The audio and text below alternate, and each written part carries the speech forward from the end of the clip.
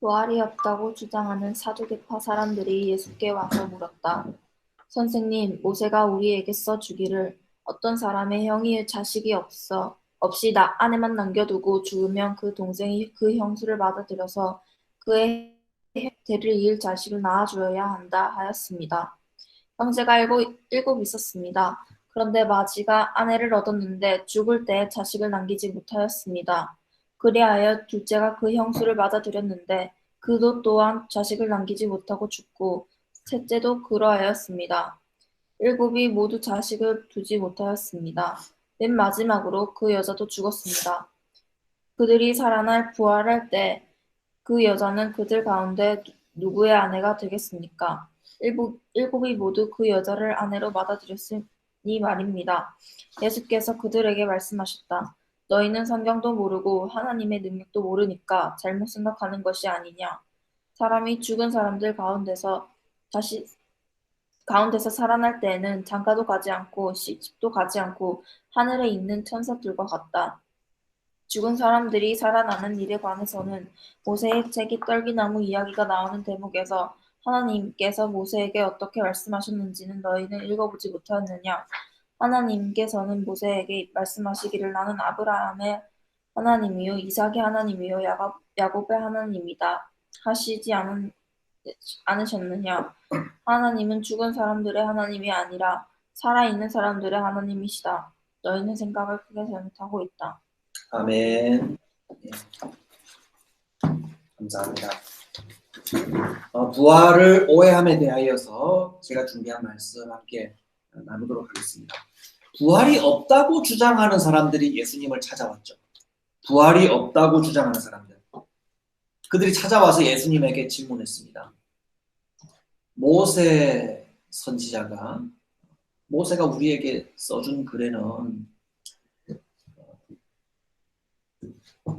아내가 자식을 얻지 못하고 남편을 잃었을 때에 그 형제가 와서 그 여인에게 아들을 낳아주도록 하는, 후계자를 낳아주도록 하는 그런 법이 있습니다. 어떤 사람에게 7 형제가 있었는데 맏형이 아내에게 자식을 낳아주지 못하고 죽었습니다. 그래서 그 법에 따라서 둘째 형제, 셋째, 넷째, 7째까지 그 여인에게 장가들어서 아이를 낳아주고자 했지만 낳아주지 못하고 모두가 다 죽어버렸습니다. 부활이 있다라고 얘기를 하는데 만약에 부활이 있다면 나중에 모두가 부활하여 이 아내는 누구의 아내가 되겠습니까? 어떤 남자의 아내가 되겠습니까? 라고 부활이 없다고 주장하는 사람들이 예수님에게 찾아와서 질문을 했죠. 자기들의 주장은 있고 예수님에게서 어떤 답을 내려고 하는가 한번 시험해 보려고 찾아온 것 같습니다.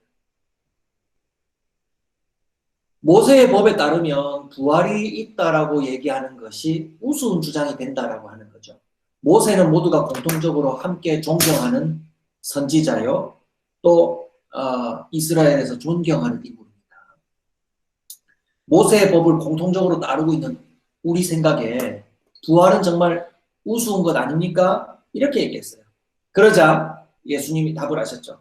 너희가 오해하고 있다. 이 말씀부터 하셔요. 너희가 오해하고 있다. 성경도 모르고 하나님의 능력도 모르기 때문이다. 부활 이후에는 시집가고 장가가는 것이 없고 천사들처럼 그렇게 존재하는 것이다. 모세의 책, 너희가 모세를 얘기했지? 모세의 책에도 하나님이 모세를 부르실 때 이렇게 말씀하셨다. 하나님이 나는 아브라함의 하나님, 이삭의 하나님, 야곱의 하나님이다 라고 말씀하시지 않았느냐. 하나님은 이처럼 살아있는 자들의 하나님이시다 라고 말씀하시면서 너희가 부활에 대해서 많이 오해하고 있다 라고 그렇게 예수님이 말씀했어요. 가르쳐 주셨어요. 자, 예수님을 찾아온 사람들은 부활이 없다라고 주장하는 사람들이었고 가족 관계가 어지러워질 것 같은 부활은 말이 안 된다. 라고 주장을 했죠. 그리고 그에 대한 그들의 주장에 대해서 예수님의 답변은 그들을 가리켜서 많이 오해하고 있구나라고 말씀하시면서 말씀을 마치시면서도 주님께서 반복하신 말씀이 뭐냐면 크게 오해하고 있다. 그 부분에 저는 주목을 했어요. 너희가 부활에 대해서 정말 많이 오해하고 있구나. 또 마치시는 말씀 부분에 크게 오해하고 있다. 이렇게 두 번이나 강조하셨어요. 그래서 저의 묵상의 포인트는 강조점은 예수님께서 부활에 대해서 우리에게 어떤 부분에 대해서 많이 오해하고 있다라고 말씀하실까? 이 부분에 관심을 갖고 본문을 읽었습니다. 부활을 오해하는 사람들의 행동을 보면서 우리에게도 그런 오해가 없을지, 저에게도 그런 오해가 없을지 살펴보았습니다. 첫 번째로 부활을 오해하는 자들은 어떤 사람들이었는가? 이 사람들은 부활을 인정하지 않는 사람들이었습니다. 다른 말로 부활을 인정할 수 없는 사람들, 부활을 거절해야만 하는 사람들. 왜 그럴까요? 예수님께 부활이 없다고 찾아온 이 사람들을 유대인들의 어떤 종파라고 소개하고 있습니까? 사두개인들이라고 얘기해요. 사두개파라고 하기도 하고 사두개인 이렇게 얘기하기도 해요. 여러분 그런 유대인의 종파 여러분 아는 종파 또 있습니까? 바리새파 들어본 적 있어요? 네. 또 열심당원들 들어본 적 있죠? 또 여러분 들어본 적이 잘 없겠지만 SNF파 뭐 이런 파도 있어요. 광야에 거주하면서 경건 더욱 엄격한 경건을 추구한 사람들 SNF파. 네. 이런 다양한 유대인의 종파들이 있었는데 이 사두개파라고 하는 사람들이 특별히 부활을 거절하는 사람들이었어요. 네. 부활은 있어서는 안 되는 사람들이었어요. 자, 이 사람들은 어떤 종류의 사람들이냐면 다윗의 시대로부터 솔로몬의 시대에 그 시대로부터 다윗과 솔로몬의 시대로부터 대제사장직을 독점해 온 사람들이에요. 그래서 여러분 사독 제사장 들어봤습니까? 성경을 읽어보면 다윗의 때에 사독이 등장을 하고 솔로몬 때에 대제사장직을 전담해요. 사독 제사장이. 그리고 사독의 후예들, 사독의 자손들이 그 이후로 이스라엘의 대제사장직을 거의 독점을 합니다. 네, 독점을 해요. 그래서 그 이후에 사독의 후예들이라고 자처하는 사람들이 이 사두개인들이었어요. 자, 그러면 이 사두개인들이 이스라엘 백성들 중에서 어떤 위치를 차지하고 있었겠습니까? 당시에. 역시 마찬가지로 대제사장직의 대부분, 그때 당시에 한 사람 한 사람을 다 따져볼 수 없기 때문에 아마도 대부분을 독식하고 있을 것이라고 추정해요. 그래서 대제사장직을 이 사람들은 스스로 다 도맡아 있었던 거예요. 한마디로 이 사람들은 어떤 계층의 사람들일까요? 우리말로 바꾸면 고위층, 그죠? 좀 속된 말로 하면 사회에서 가장 잘 나가는 사람들. 예. 요즘 치면 TV만 틀면 화면에 나오면서 이렇게 높은 사람 행세를 하고 나타나는 사람. 뭐 국회의원들, 정치가들도 될 수 있겠고, 예. 젊은 아이들이 되고 싶어하는 연예인 같은 사람들. 예. 우리 시대로 보면 그래요. 예. 높은 계층의 사람들이에요. 그러면 그 사람들이 누리던 부유함은 물론이거니와 그들이 권세가 있었어요. 권세. 백성의 잘잘못을 재판해주고 옳다 그르다고 판단해주고 또 백성들 가운데 어떤 일에 대해서 이렇게 처리하라고 얘기를 해주고 하는 그런 권세가 있었다는 거죠. 부요함과 권세를 도맡아서 누리고 있는 그런 계층의 사람들이었다라고 봐요. 자, 그러면 한번 생각해 보세요. 이런 그 시대의 부요함과 또 권세를 한 몸에 누리고 있는 이 사람들에게 부활은 그러면 어떤 의미입니까? 왜 이 사람들은 부활을 거절했을까? 라고 생각해 봐요.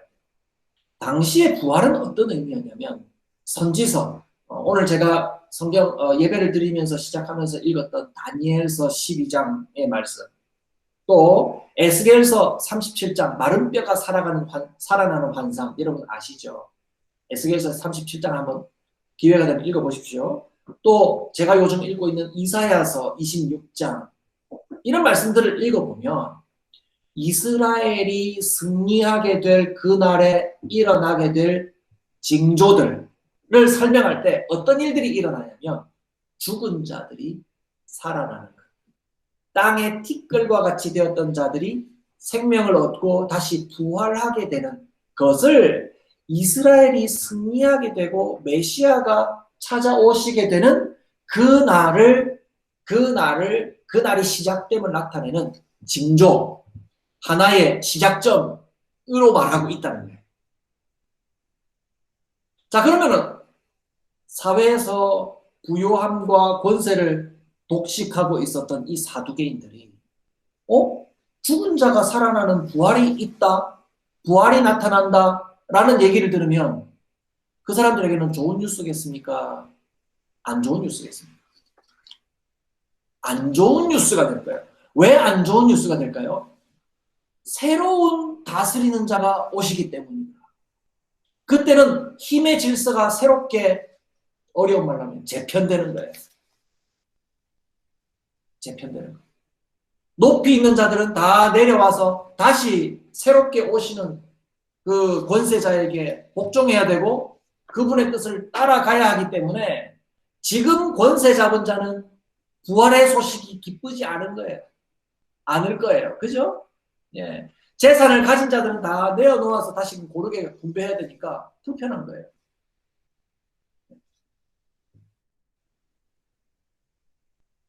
우리가 지금까지 많이들 비난한 그 유대인의 종파 있죠. 대표적으로 바리새파 사람들. 바리새파 사람들은 부활을 열망했던 사람. 이스라엘의 승리, 이스라엘의 독립, 유대인의 승리를 열망했던 사람들이기 때문에 부활을 원했을까요? 싫어했을까요? 부활을 원했어요. 예. 승리가 도래하는 그날이 되기 때문에. 그런데 사두개파 사람들은 자신들이 누리고 있는 것을 전혀 바꾸고 싶은 생각이 없었기 때문에 예. 부활을 거절한 거예요. 부활이 옳다 그르다를 따지기 전에 부활을 원하지 않기 때문에 성경에서도 보고 싶은 것만 읽는 거예요. 그래서 이 사두개파 사람들은 구약 성경 전체를 받아들이지 않아요. 뭐만 받아들이냐면 부활에 대해서 직접적으로 언급하고 있지 않은 모세오경만 받아들여요. 모세오경. 선지자들의 글, 제가 방금 말씀드렸던 다니엘서 12장, 이사야서 26장, 에스겔서 37장, 이런 구절들이 담겨있는 선지서는요, 예, 받아들이지 않아요. 왜요? 자기들이 믿고 싶은 것만 믿는 거예요. 부활이 있고 없고 사실을 따지기 전에 자기들이 필요한 대로 지식을 선택하는 거예요. 초등학교 6학년 생각에 그게 옳은 것 같습니까? 틀린 것 같습니까? 자기가 믿고 싶은 것만 사실로 받아들여요. 원하는 것만 보는 거니까. 그건 잘못된 거잖아요. 원하는 것만 보는 거니까 잘못된 거예요. 초등학생이 생각할 때 이제 거의 중학생이랑 다름없는데 예. 어린이의 생각에도 그건 잘못됐다. 잘못됐다. 여러분 바리새파 사람들만 잘못인가요? 우리는 신기하게도 우리 형편에 따라서 믿는 것이 달라지려고 하는 사람들이에요. 우리 그런 사람들이에요. 자신이 누리고 있는 것이 영화롭고 풍요롭다고 여기는 사람들은 그것에 따라서 자기가 믿는 대상이 달라지는 경우가 많습니다. 잘못이죠. 많이 누리고 있는 사람들에게는 메시아가 오셔서 다른 나라, 지금 이런 나라가 아니라 하나님 나라 만드신다 하면은 그런 선포 자체가 복음이 아니라 재앙으로 들릴 거예요. 재앙. 여러분 예수님께서 오셔가지고 자 이제 내가 너희들에게 다 공평하게 새롭게 나눠주려고 하려고 하니까 너희들 가지고 있는 재산 다 내놔라. 내가 공평하게 n분의 1. 우리 대한민국 인구가 몇 명입니까? 몇 명 됩니까? 한 5,100만 명 되죠. 5,100만 명, 5,100만 분의 1로 나눠줄 테니까 재산을 좀 다 가지고 내려보십시오. 이렇게 하면 여러분 좋겠습니까? 싫겠습니까? 뭐 여러분 실감이 안 나는가 보죠. 네. 우리나라 작년 그 순자산 개인당 순자산이요. 순자산이라고 하면 내가 가진 자산 있죠. 재산에서 빚진 거 부채를 빼고 남은 것을 순자산이라고 해요. 예. 그 순자산 처분할 수 있는 내가 팔든지 이렇게 누구에게 줘서 처분할 수 있는 그 순자산의 금액이 얼마냐면 가구당 개인이 아니고 가구당 순자산이 제가 적어왔는데 3억 6,287만 원. 3억 6,287만 원. 예. 자, 3억 6,287만 원이 있는 사람은 그거보다 많이 가진 사람들은 내어놓아라. 다 공평하게 나눠줄 테니까. 이런 거에 대해서는 반대할 거예요. 왜요? 난 더 많이 가졌으니까. 난 10억 가졌는데요. 난 그럴 수 없습니다. 내가 이 재산 모으는데 얼마나 고생했는데 다 내어놓으라고 합니까? 그런데 3억 6,287만 원이 없는 사람은 복음인 거예요. 복음.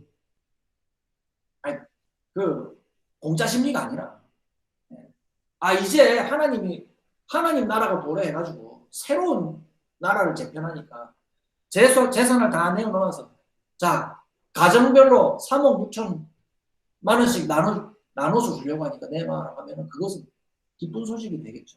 네. 집사님 가정은 표정이 안 좋으신 거 보니까 재산이 그거보다 더 많으신 것 같습니다. 네. 농담입니다. 네. 모든 권세자는 내려와라. 돈에 대해서는 그렇고요. 모든 권세자는 내려와라. 하나님이 직접 통치하신다. 라고 하면 가장 불편한 사람들은 지금 권세를 누리는 사람들이에요. 그렇게 하면은 좋습니다. 너무 좋습니다 하는 사람들은 어떤 사람들일까요? 지금 억압받고 있다고 여기는 사람들. 지금 억울한 사정이 있는 사람들. 예? 지금 권세가 없는 사람들. 그 사람들에게는 복음이 되는 거예요. 이런 관점에서 예수님께서 가난한 자는 복이 있나니 라고 얘기하신 복음 선포에 대해서 우리가 다시 해석할 필요가 있어요. 예. 정말 가난한 자들에게는 하나님의 나라가 임재하는 것이 복인 거예요. 여러분, 사두개인과 우리와의 닮은 점을 찾아야 돼요. 그 닮은 점은 뭐냐면요. 우리도 하나님의 조정을 기뻐하지 않을 때가 많아요. 하나님의 조정을 기뻐하지 않는다. 어떤 때일까요? 사람마다 다르지만 내가 세상에서 기뻐하고 즐거워하는 것에 지장을 주시려고 하면 그런 하나님의 조정은 별로 즐겁지가 않아요. 내가 지금 살고 있는 집이 너무 좋아. 그런데 하나님의 조정이 너 지금 살고 있는 집에서 좀 이사를 나가줘야겠는데 라고 하는 하나님의 조정이 일어난다면 그런 하나님 난 너무 싫어. 우울하고 불편해. 내가 기뻐하고 즐거워하는 것에 하나님이 손을 대시려고 하는 행동을 하신다면 하나님의 그런 조정 나는 너무 불편해. 여러분 그것은 사두개인들의 부활에 대한 태도가 다름이 없어요. 똑같아요. 똑같은 거예요. 지금 이 땅에서의 나의 삶에 하나님이 내게 손해를 끼친다면 나는 그런 하나님 필요 없어 라고 여길 수 있다. 하나님 찾지도 않고 그럴 때는 하나님 왜 그렇게 하시나요? 그 정도 하면 다행이에요. 그냥 이불 속에 화내면서 숨어버려요. 우리 자신과 너무 닮지 않았습니까? 반성해야 돼요. 반성해야 돼요. 우리는 때때로 이렇게 기도하지 않습니까? 주님, 주님의 나라가 우리에게 임하여 주십시오. 라고 열망하고 기도하면서 주님의 오심을 무조건 바란다고 얘기했지만 그 말이 거짓말이 되어서는 안 된다 이 말입니다. 우리가 하나님과 하나님 나라에 대한 지식으로 얘기했던 것이 여러분 삶에서도 동일하게 투명하게 드러나야 돼요. 내 삶에 어떤 조정이 일어난다 하더라도 그래도 하나님 나라 정말 열망합니다. 주님 오셔서 주님 만나는 것이 저는 더 행복합니다라고 얘기할 수 있는 저와 여러분들이 되시기를 바랍니다. 아멘. 네. 자, 예수님이 사두개인들에 대해서 먼저 살펴봤죠. 사두개인들이 부활을 인정할 수 없는 사람들이라고 했어요. 부활이 있으면 안 돼. 내게 조정이 있어서는 안 되기 때문에. 그랬다면 또한 동시에 예수님이 주신 답변 속에서 이 사람들은 어떤 사람들이었는가? 죽음으로 삶을 이해하려고 했던 사람들. 죽음으로 삶을 이해하는 사람들이었어요. 자, 예수님의 답변 한번 보세요. 너희가 성경도 하나님의 능력도 알지 못해서 오해한 것 아니냐. 오해했다 이 말씀하셨죠? 하나님이 주시는 부활을, 예수님이 주실 부활을 생명과 영생으로 이해하지 못하고 너희가 오해했다면 오해. 사람이 죽은 자 가운데서 살아나면 그 이후에는 장가 시집 이런 개념 아니다. 하늘에 있는 천사 같다. 이렇게 얘기했어요. 사두개인들은 모세의 법을 지식적으로는 잘 알아도 그 내용을 잘 이해하지 못했어요. 모세가 준 글에 결혼도 있고 또 여인에게 자손을 낳아줘야 되는 그런 수혼법, 표현은 다양해요. 수혼법이라고 하기도 하고 여기서 말하는 수는 그 형제의 아내를 가리킬 때 수자를 쓰죠. 수혼. 형제의 아내와 결혼하는 법. 그거는 예전에 아주 옛날에 있었던 법이에요. 모세의 법에만 있는 것이 아니라 당시에 있었던 고대의 나라들에 많이 있던 법이에요. 많이 있던 법. 왜? 그 죽은 사람의 이름, 죽은 사람의 가족, 그 죽은 사람의 재산을 지켜주고자 하는 뜻에서 그러한 법이 있었던 거예요. 자, 이런 법들의 특징은 뭐냐면요. 무엇을 전제하냐면 사람이 이 땅에서 영원히 있지 않고 죽더라 하는 거예요. 죽음을 전제하고 생긴 법이 결혼법 또 수혼법이에요. 형사취수법이라고 하는데 형이 죽으면 취수, 형수를 아내로 맞아들이는 거예요. 자, 이걸 뭘 전제하는 거예요? 죽음이 있기 때문에 결혼도 하는 거예요. 여러분, 이런 표현 좀 어색하지 않아요? 여러분, 죽기 때문에 결혼도 하는 거예요. 왜 그럴까요?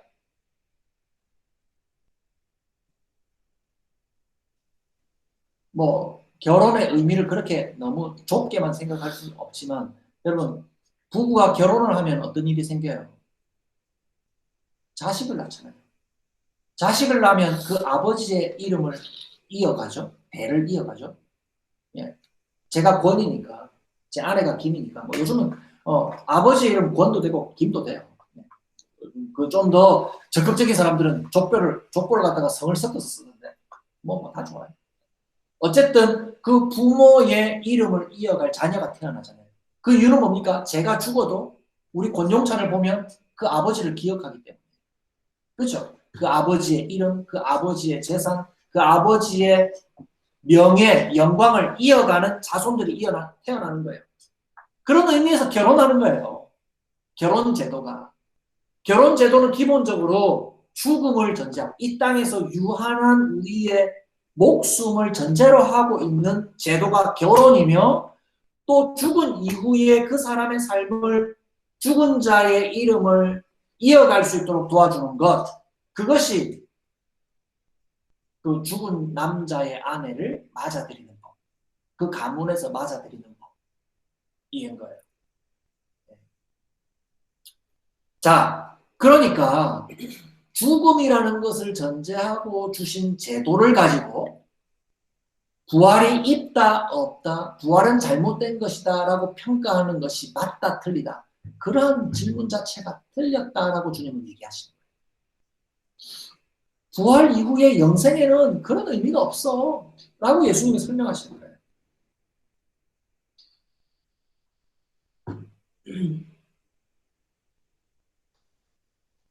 여러분 한번 제가 이런 예를 들어볼까요? 이걸 잘 이해하려면 자신의 몸을 보호하기 위해서 여러분 뭘 입어요? 옷도 입고, 그죠? 집도 마련하고, 그리고요, 우리 집사님 요즘 몸이 허하신다고 하는데, 몸을 보호하기 위한 영양 있는 음식도 먹어요. 그렇죠? 뭐 저희 의식주라 하는 거예요. 우리 몸을 위해서 의식주를 취해요. 여러분 이건 우리가 왜 이것을 먹고 또 그 속에 들어가서 살고 옷을 입고 이럽니까? 우리의 유한한 몸을 보호하기 위해서, 돌보기 위해서 먹기도 하고 입기도 하고 들어가 살기도 하잖아요. 그런데 그것이 전혀 필요가 없는 좋은 곳이 있다고 생각해봐요. 천국이에요, 천국. 그런데 내가 너무 앞으로 너희를 스스로를 위하여서 요리를 할 필요도 없어. 요리를 안 해도 맛있는 것이 너무 많아. 그리고 스스로 집을 구하러 다니지 않아도 돼. 하나님이 준비해 주신 아름다운 처소가 있어. 너희 스스로를 위해서 새로운 옷을 사 입지 않아도 돼. 너희를 위해서 다 마련돼 있어. 라고 하는 그 천국이 있다면 여러분 어떻게 하시겠습니까? 거기 가겠습니까? 아니면 안 가겠습니까? 갈 생각이 별로 없는 거예요. 하나님이 마련해 주신 그 좋은 곳이 있다면 지체하지 않고 가겠죠. 그런데 지금 사두개인들이 제기하는 질문에 말이 안 되는 건 뭐냐면 난 거기 못 가요. 왜냐하면 내가 이번 시즌 옷을 사놨기 때문이에요. 그리고 제가 이번 올 여름에 먹으려고 맛있는 음식 많이 집에다가 저장해놨기 때문에 그 음식 때문에 나는 거기 못 가요. 제가 최근에 집을 샀는데 그 집에서 살아야 되기 때문에 나는 그 천국에 갈 수가 없어요. 라고 얘기하는 것과 똑같아요. 그래서 제가 지금 얘기하는 것이 뭐예요? 죽음의 관점에서 마련해 둔 그 제도 때문에 하나님이 영원한 생명을 위하여서 주신 그것을 인정할 수 없다는 것과 똑같은 말이라고 하는 겁니다. 우리가 그래요. 죽음으로 끝나는 이 세상의 기준으로 하나님의 주실 것을 잘못 판단하는 경우가 많아요. 우리의 삶에서 경험하는 모든 일들이 부활과 영원한 생명의 기준으로 판단하기보다는 죽음으로 짧게 맺어지는 세상 사람들의 부귀영화의 기준으로 판단하는 경우가 많아요. 하나님의 인도하심도 그렇게 판단해요. 자, 여러분 이런 경우에요. 자, 이것만 예를 들고 제가 마칠게요. 이런 경우에요. 가끔 이런 얘기를 들어요. 하나님이 저를 이렇게 고생을 시키더니 요즘 하나님이 제게 이런 복을 주시는데 하나님이 제게 이런 재물의 복과 출세의 복을 주시려고 그동안 이렇게 고생을 시켰나 봐요. 이런 얘기를 들어요. 참 훌륭해져서 참 저는 같이 기뻐해줘요. 참 훌륭해지셨군요. 참 좋습니다. 참 다행입니다. 축하해주고 즐거워해주지만 좀 아쉬워요. 아쉬워요. 하나님이 그동안 고생시키시고 어렵게 하신 그 목표가 지금 이 땅에서 잘 먹게 되고 많은 돈을 누리게 되고 출세하게 되는 그 목표 때문에 그동안 고생을 시켰다라고 판단하니까 지금 제가 얘기하는 것과 같은 거예요.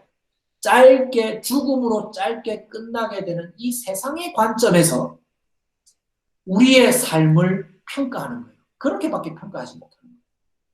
부활을 오해한 거예요. 부활과 영생을 오해하는 말을 하는 거예요. 여러분 그러면 아직도 고생하고 있는 사람들 목숨이 끊어질 때까지 고생하다가 돌아가시는 믿음을 지키고 고생하다가 돌아가시는 그 사람들의 삶에 대해서는 그 사람들은 이해하지 못해요. 부활과 영생을 오해하고 있기 때문에 그래요. 우리는 어떻게 해야 될까요? 죽음으로 맞춰지는 짧은 인생의 기준이 아니라 부활과 영생을 주시는 하나님 나라의 관점에서 지금 내가 어떤 고생을 해도 돈이 없어도 칭찬이 지금 없다 하더라도 하나님과 주님의 교회, 다른 말로 하나님의 나라를 얻고 살아가는 이 삶을 결코 실패로 여기지 말아야 합니다. 이건 영광스러운 거죠. 그러면서 그 사람들에게 있는 중요한 증거가 뭐냐면 그 나라가 오기를 갈망해. 갈망해. 아까 사도계인들 얘기했죠. 그 나라가 오기를 갈망하는 사람들입니까? 그렇지 않아요. 이 사람들은 오면 안 돼. 그 나라가 오면 안 돼. 조정이 일어나면 안 되기 때문에. 예. 어렵게 살든 부유하게 살든 그 나라, 하나님의 나라가 오기를 갈망하는 사람들이 바로 부활에 대해서 오해하지 않는 사람들, 영생에 대해서 잘 깨닫고 소망하면서 사는 사람들이라고 말할 수 있는 거예요. 여러분들에게는 예수님이 우리에게 주실 부활과 영생에 대한 믿음이 있는 분들이십니까? 죽은 자를 살려서 하나님과 그 나라에서 영원히 살게 하실 그 능력을 받아들이는 믿음을 소유하시는 여러분들이 되시길 바랍니다.